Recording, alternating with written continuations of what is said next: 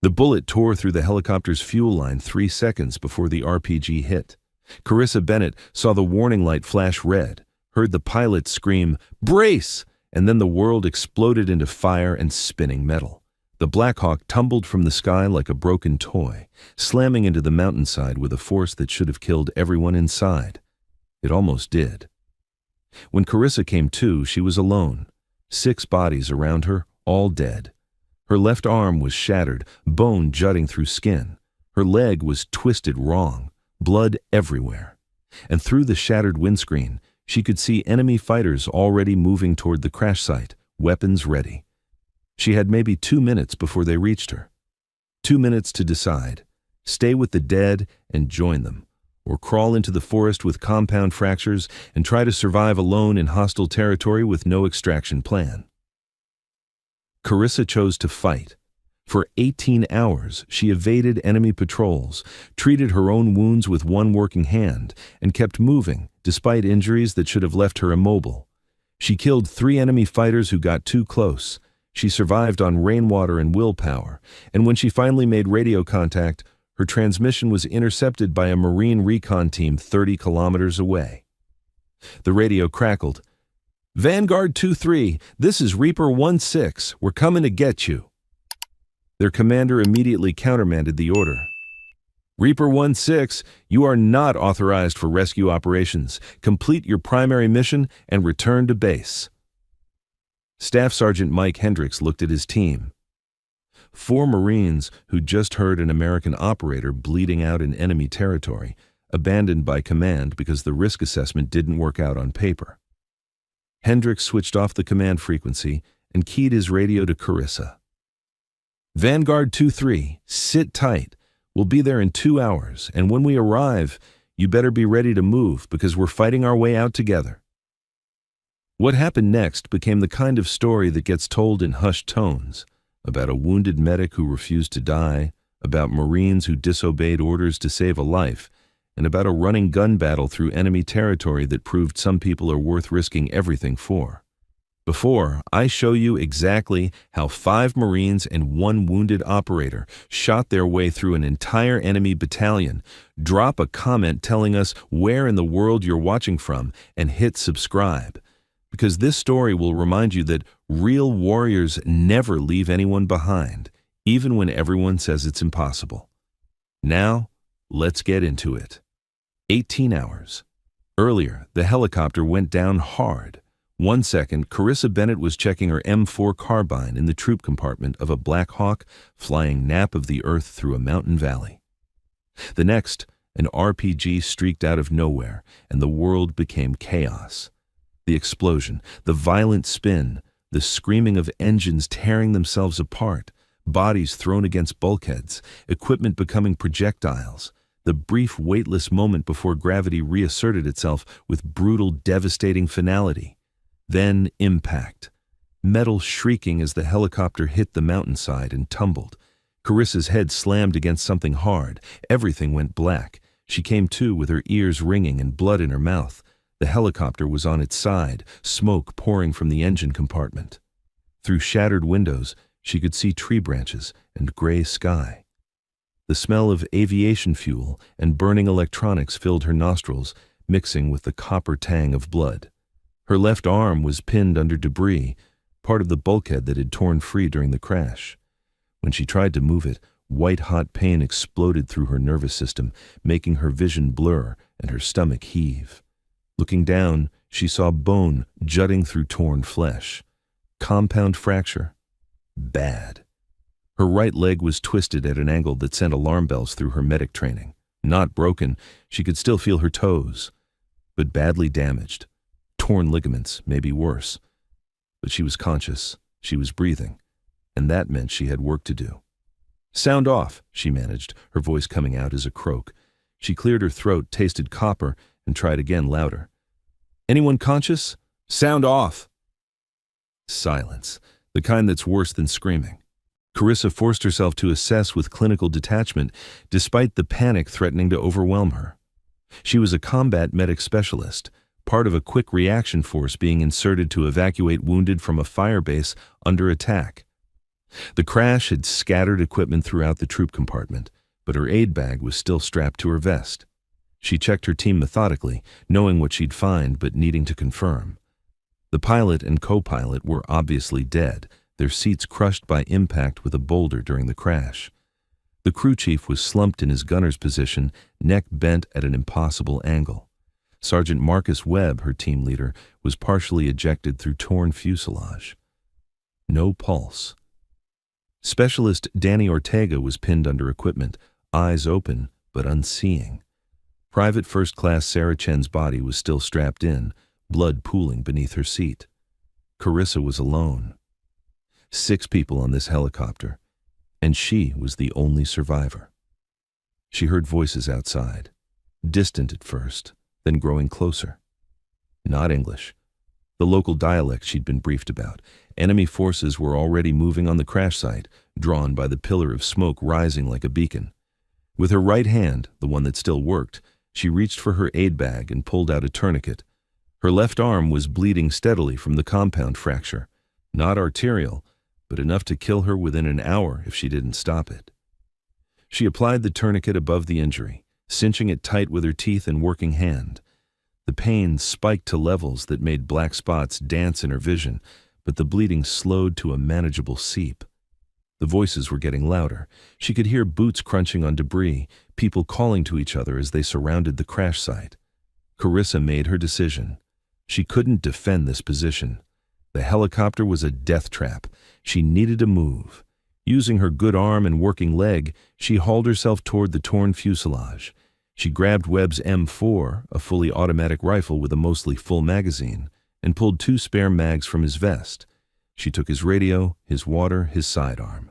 From Chen, she retrieved more ammunition and a smoke grenade. From the crew chief, she took the survival kit. Then she pulled herself through the torn metal and dropped into the undergrowth beyond. Pain exploded through her leg when she landed, but she bit down on it and started crawling away, using her good arm and leg to drag herself into denser vegetation. She'd made it maybe 50 meters when the first enemy fighters reached the helicopter. Through gaps in the undergrowth, she watched them approach. 8 of them, armed with AK pattern rifles, moving with confidence. They searched the wreck methodically, confirming kills, stripping equipment. It took everything she had not to engage them. 8 targets, wounded with limited ammunition. The math didn't work, but they didn't move on. 2 fighters started organizing the others to establish a perimeter around the crash site. They were setting up an ambush, expecting rescue forces, which meant Carissa couldn't stay. She needed distance. She began crawling, moving slowly to avoid creating obvious disturbances. She'd made it 200 meters when she heard the shout. One of the fighters had noticed her blood trail. Carissa rolled behind a tree as automatic fire erupted. Bullets tore through foliage where she'd been seconds before. She brought up Webb's M4, braced it against the tree, and waited. The fighter came crashing through the brush, weapon up. Carissa let him get within 10 meters before she fired. 3 controlled bursts, 9 rounds total. The fighter dropped, his AK clattering against rocks. More shouting. The rest of the enemy element was responding, moving to surround her. Carissa checked her ammunition, 20 rounds in her current magazine, 2 spare mags with 30 each. 80 rounds total against 7 or 8 enemies who knew this terrain. She pulled the smoke grenade, popped it, and threw it toward the enemy voices. Gray smoke billowed. Under its cover, she forced herself upright and started moving. The M4 was clutched in her right hand, her left arm hanging useless, wrapped in hasty bandages. She moved in a shuffling run limp that sent agony through her leg but covered ground. Behind her, the fighters shouted orders, coordinating their search. They knew she was wounded, knew she couldn't have gone far. Carissa kept moving, through a stream bed, up a rocky slope that left bloody handprints on boulders, into thick trees where undergrowth provided concealment. She found a natural depression concealed by fallen logs. It wasn't perfect, but it was defensible. She collapsed into the hide and immediately began improving it, arranging branches for concealment while creating firing ports. The enemy was still searching, but they'd lost her trail at the stream bed. She could hear them spreading out, but they weren't close enough to be an immediate threat. She checked her injuries. The tourniquet on her left arm needed adjustment. She loosened it slightly, allowing some blood flow while maintaining pressure. The arm was swelling badly, bone fragments visible through torn flesh. Her leg was worse. Every movement sent pain radiating from knee to hip. Torn ligaments, definitely.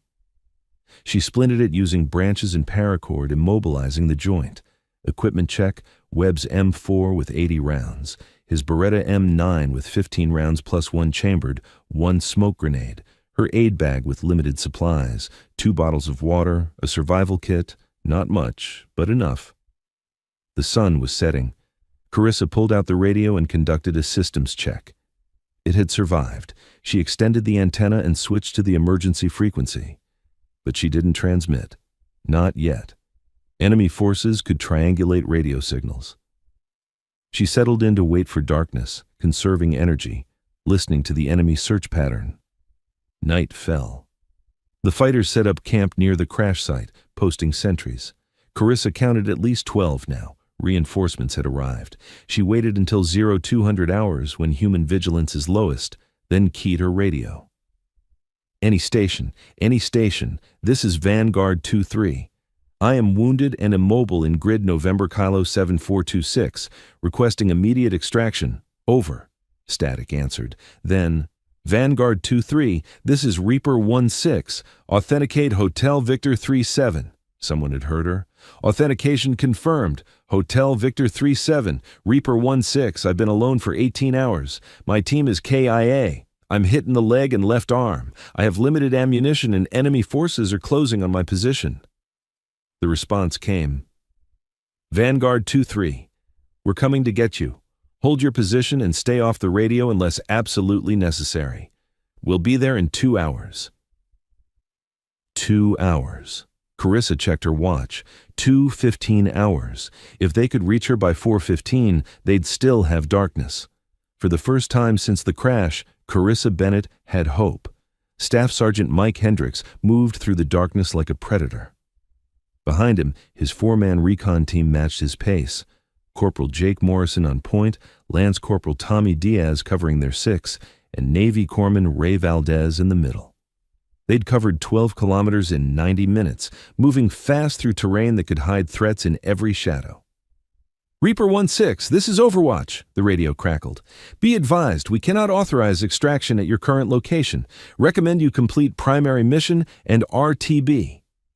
Hendricks had expected that. Overwatch, Reaper 1-6, roger your last. Be advised we are already committed. We'll advise when package is secure.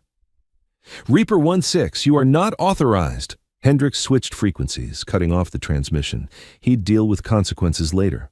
Morrison's hand went up. The team froze. Through night vision, Hendricks saw 2 enemy sentries on high ground. Hendricks signaled Morrison and Diaz forward. The 2 Marines moved like shadows. The kills were silent. Both sentries dropped without sound. Morrison and Diaz dragged the bodies into concealment and signaled clear.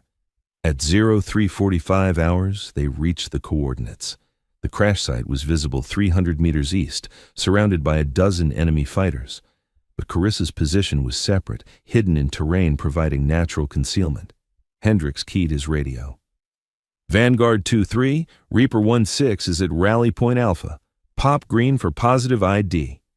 A brief flicker of green light from 50 meters ahead, infrared strobe. Got her, Morrison whispered. They moved carefully. When they reached the hide, Hendricks almost missed her, exceptional camouflage work. Then he saw her, female, mid-20s, dark hair matted with blood, left arm wrapped in bloody bandages, splinted, right leg similarly splinted, but her eyes were clear, and the M4 in her good hand was pointed at Morrison until she confirmed they were friendlies. About damn time, Carissa said, voice hoarse but steady. I was starting to think you guys got lost. Valdez moved forward. Let me see those injuries. Left arm compound fracture, right leg probable MCL tear, Carissa reported clinically. I've applied tourniquets and splints. I'm mobile but not fast. And we've got 12 hostiles at the crash site waiting to ambush anyone who comes looking. Hendricks liked her already. How's your ammunition? 68 rounds, 5.56, 16 rounds, 9mm. 1 smoke grenade. Good. You're going to need it. Hendricks pulled out his map. We've got 3 clicks to extraction. Enemy is between us and that location. We're fighting our way through. Morrison scanned the crash site. Count 12 hostiles, 3 on perimeter, 9 center, PKM machine gun and RPG. They're waiting for a rescue bird, Carissa said. Probably have man pads. You send a helicopter to this grid, they'll shoot it down. Which is why we're walking out, Hendricks said. Valdez, get her stabilized. We leave in 5. Valdez worked quickly, checking bandages and adjusting splints. He offered morphine, but she refused. Need to stay sharp, I can handle it. But when Valdez helped Carissa up, her leg gave out. Only his quick grab prevented her from falling. Okay, maybe I need a little help, Carissa admitted. Morrison moved to her other side. Between him and Valdez, they supported her weight. Standard movement, weapons out, Hendricks ordered. I've got Point Diaz rear security. We move quiet until contact is unavoidable, then we move fast and violent. Questions? No one spoke. Let's get our girl home. They made it 500 meters before the enemy found them. The patrol came from the north, 4 fighters moving with casual confidence. Hendricks saw them first and signaled freeze. The team went to ground, Carissa biting back a gasp as Morrison and Valdez lowered her. The patrol would pass within 20 meters. One fighter stumbled, his AK clattering against rock with a metallic clang that echoed through the night. The fighter froze, looking around. His eyes swept across where the Americans were concealed. For 3 heartbeats, no one moved. Then, the fighter's eyes locked onto Morrison. His mouth opened to shout. Hendricks fired first, a controlled pair that dropped the fighter. Morrison and Diaz engaged simultaneously. The entire patrol was down in under 3 seconds. Move, move, Hendricks hissed. Stealth was blown. Morrison and Valdez hauled Carissa upright and started moving fast. Despite her injuries, Carissa kept her M4 up, scanning flanks. Behind them, shouts erupted from the crash site. Flashlights swept through trees. AK-47s being charged echoed through the night. Contact rear, Diaz called. He dropped to one knee and began firing. Multiple hostiles closing fast. Hendricks spun, adding his fire. Through night vision, he saw at least 8 enemy fighters advancing, firing as they moved. Valdez, get her moving, Hendricks ordered. Morrison, with them. Diaz and I will slow these guys down. Morrison scooped Carissa into a fireman's carry and started running. Valdez took point. Hendricks and Diaz fell back by bounds, one moving while the other provided covering fire. The fighters were persistent, pushing forward despite casualties. Automatic fire stitched across the tree next to Hendricks's head, spraying him with bark. He rolled to new position and engaged the shooter, dropping him with a headshot at 40 meters. We need to break contact, Diaz shouted. They're flanking left. Hendricks saw it. The enemy was trying to envelop their position. Fall back to Morrison's position. Smoke and move. Diaz popped smoke that spewed white phosphorus. Under its cover, both Marines sprinted toward Morrison and Valdez. They found them in a shallow ravine. Morrison frantically tried to raise command while Valdez helped Carissa set up a firing position. No joy on comms, Morrison reported. Something's jamming frequencies. They've got electronic warfare capability, Carissa said. I couldn't get through earlier. We're on our own. Enemy fire was getting closer. Bullets snapped overhead and impacted ravine walls. Hendricks assessed, 5 shooters plus 1 wounded, against at least 15 enemy who knew the terrain. Outnumbered 3-1 with no support. They needed to change the calculus. How much C4 do we have? Hendricks asked. Morrison checked his pack. 2 blocks with remote detonators? An idea formed. Dangerous, possibly insane, but better than static defense. Give me 1 block, he said. Morrison, you're in command. Get everyone moving toward extraction point Bravo, 2 clicks southeast. I'll draw the enemy away and meet you there. Staff Sergeant, that's suicide. That's an order, Corporal. No room for argument. You've got the most important mission, getting her out. I'll buy you time. Now move. Before Hendricks could leave, Carissa grabbed his sleeve. Whatever you're planning, make it count. I didn't survive a helicopter crash just to watch good Marines die trying to save me. Ma'am, I don't plan on dying today, Hendricks said, but I do plan on making these assholes regret chasing us. He took the C4 and moved out. Behind him, Morrison organized the withdrawal. Hendricks headed opposite direction, making noise, leaving an obvious trail. The enemy fire shifted to follow him. He ran 300 meters, then found it. A narrow choke point where terrain funneled movement through a natural corridor. Perfect ambush site. Hendricks planted the C4 in the corridor's center, rigged the detonator with pressure release trigger, and covered it with dirt and leaves. Then, he ran another 100 meters and took up a firing position with clear view of the kill zone. The enemy came through in loose formation.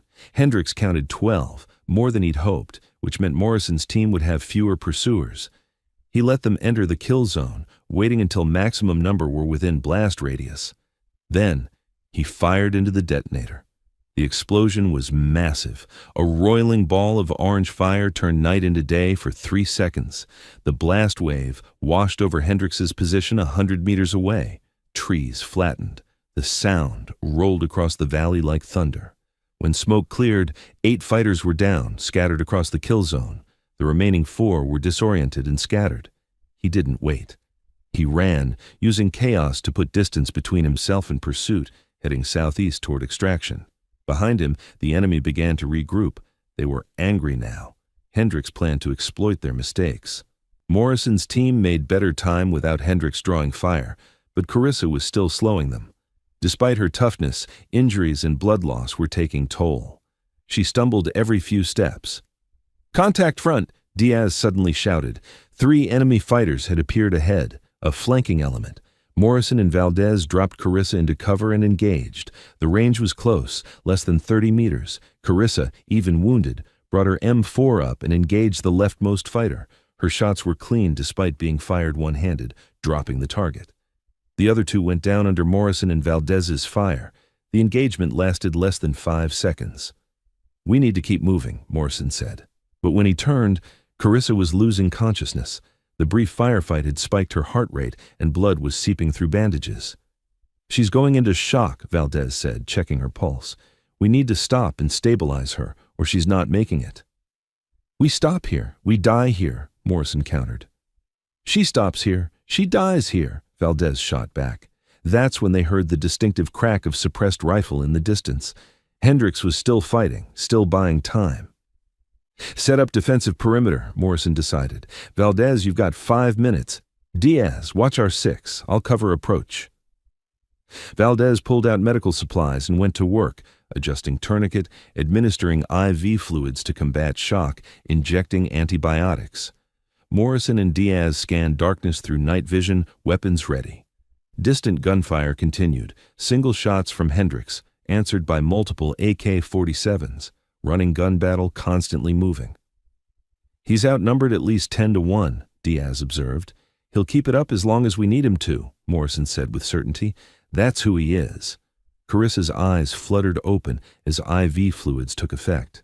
She looked at Valdez with surprising clarity. "How much longer?" she asked. "To extraction. Maybe a click and a half if we move fast." "Then we move fast." Carissa tried to sit up, gasped at pain, but pushed through. "Your staff sergeant is out there buying us time. We don't waste it lying around." Morrison helped her up, impressed by her determination. "You heard the lady. Let's move." They pushed forward, Carissa between Morrison and Valdez, forcing herself to stay conscious through will. Diaz covered their rear. The extraction point was a small clearing marked as a potential helicopter landing zone. When they reached it, Morrison set up security while Valdez tried to raise command. The jamming was gone. They'd moved beyond its range. Valdez's transmission cut through. "Overwatch, this is Reaper 1-6 Bravo. We are at extraction point Bravo with wounded friendly. Requesting immediate air support and medevac. Over." Response came after tense pause.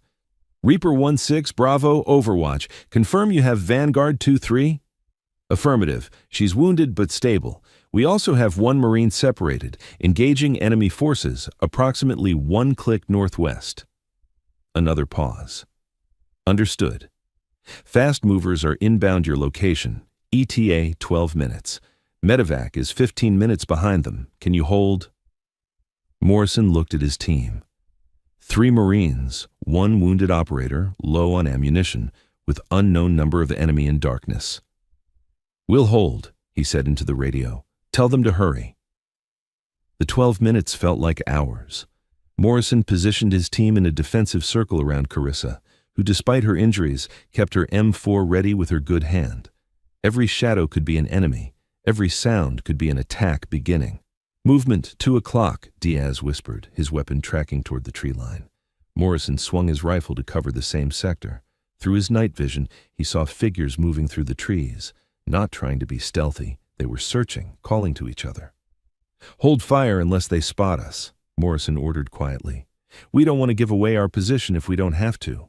The enemy patrol moved closer. 6 fighters, weapons ready, scanning the forest. They were maybe 50 meters away and closing. Carissa's finger tightened on her trigger. Despite the IV line still running into her arm, despite the pain she had to be in, her weapon was steady. One of the enemy fighters stopped, looking directly toward their position. He raised his hand, signaling the others to stop. "They've spotted us," Valdez whispered. The fighter's mouth opened, probably to shout an alarm. Morrison fired first, a 3-round burst that dropped the fighter before he could make a sound. But the damage was done. The other 5 fighters scattered into cover and began returning fire. Muzzle flashes lit up the darkness. Bullets snapped through the air and impacted trees around the Americans' position. Morrison, Valdez, and Diaz returned fire with disciplined precision, each Marine controlling his sector. Carissa engaged targets with her M4, firing controlled bursts despite having to shoot one-handed. One enemy fighter who tried to flank their position fell to her accurate fire. "Contact left," Diaz called out. More enemy fighters were arriving, drawn by the sound of gunfire.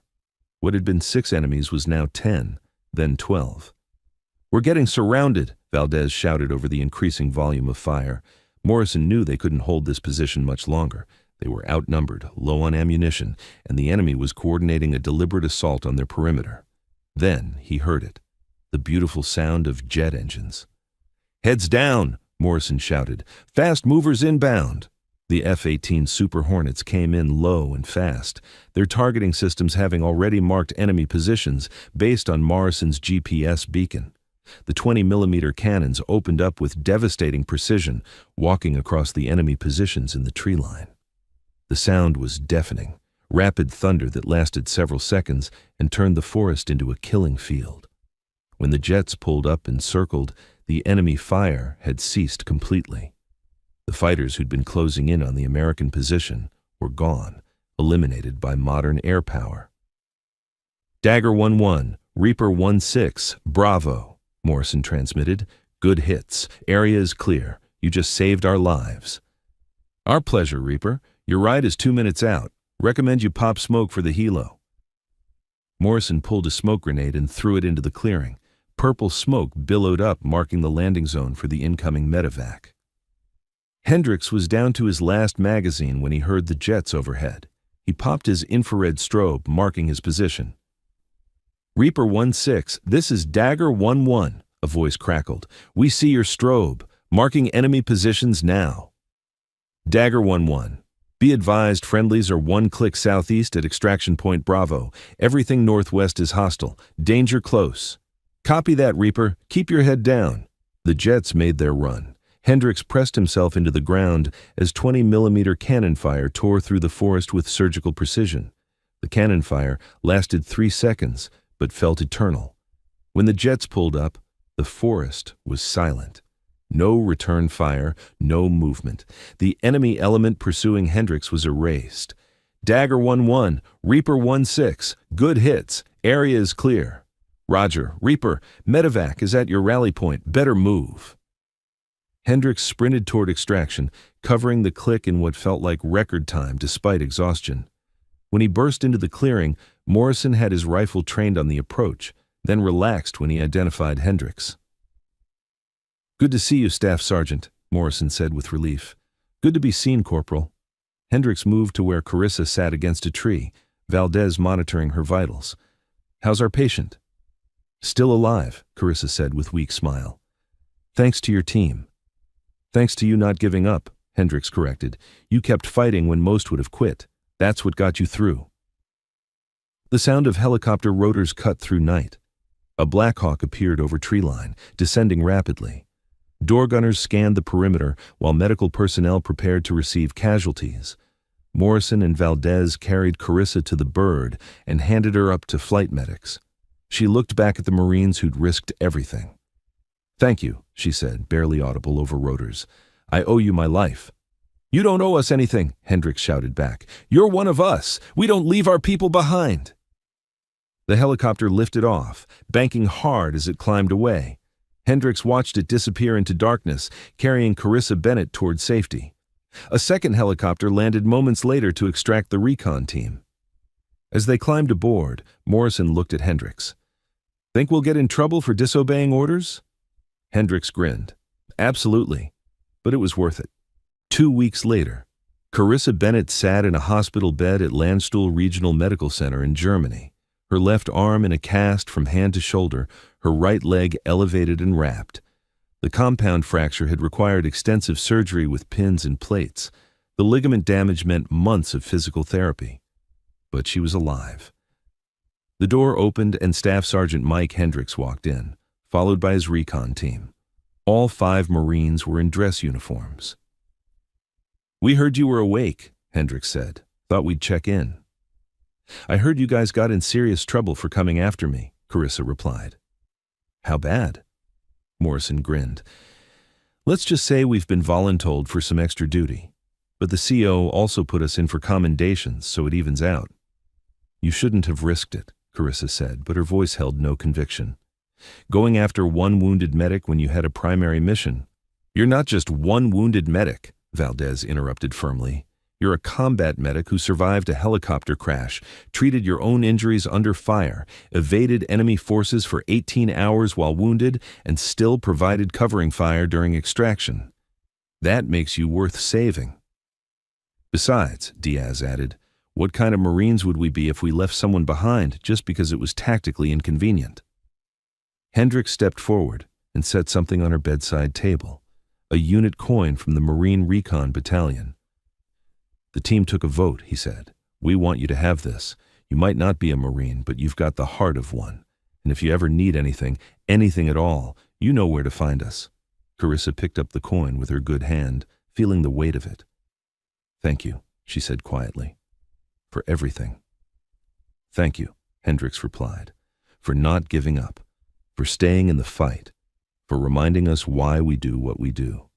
After the Marines left, Carissa sat alone, holding the coin, thinking about everything. The crash that should have killed her. The long hours alone and wounded in enemy territory. The moment she heard that radio call saying someone was coming. She thought about the choice Hendricks had made, to risk his entire team, to disobey orders, to do what was right instead of what was safe. The choice that saved her life. And she made a promise. When she recovered, when she got back to full duty, she would pay that forward. She would be the kind of operator who never left anyone behind, who took the risks necessary to bring people home. Because that's what real warriors did. They fought for each other. They sacrificed for each other. They never, ever gave up on each other, even when the odds were impossible, even when command said no, even when it would have been easier to walk away. Some debts could never be fully repaid, but Carissa Bennett would spend the rest of her career trying. Thanks for watching. Don't forget to subscribe for more amazing stories every day.